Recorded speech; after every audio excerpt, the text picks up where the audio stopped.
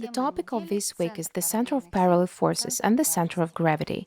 Today we are to consider the center of parallel forces. Let us look at an arbitrary rigid body to which a parallel force system is applied. For convenience, let us assume that the forces are of the same direction. Note that there is such a point that if we turn the systems of parallel forces in one direction by a certain angle alpha, then the resultant system of the parallel forces turns in the same direction by the same angle. Such point is referred to as the center of parallel forces. Let us find its coordinates. Let us introduce the Cartesian coordinate system so that one of the axes is parallel to the force system, for instance, the axis z.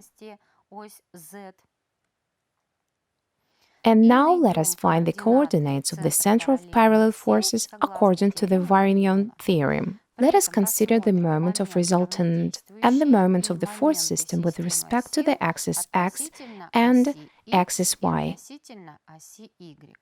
Determining the moment with respect to the axis x, we shall have the coordinate yc, which is determined with the coordinates of the points of application of the forces and with the magnitude of these forces. By determining the moment with respect to the axis y, we shall find the coordinate xc, which is determined with the coordinates of the points of application of these forces and with the magnitudes of these forces.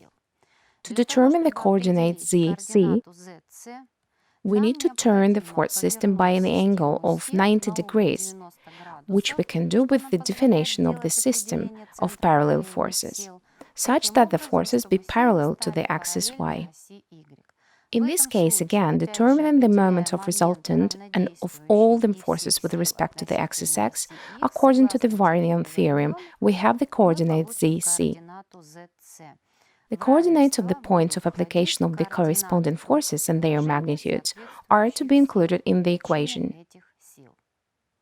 With these three scalar relationships, we can write down the equation for determining the radius vector of the center of the parallel forces.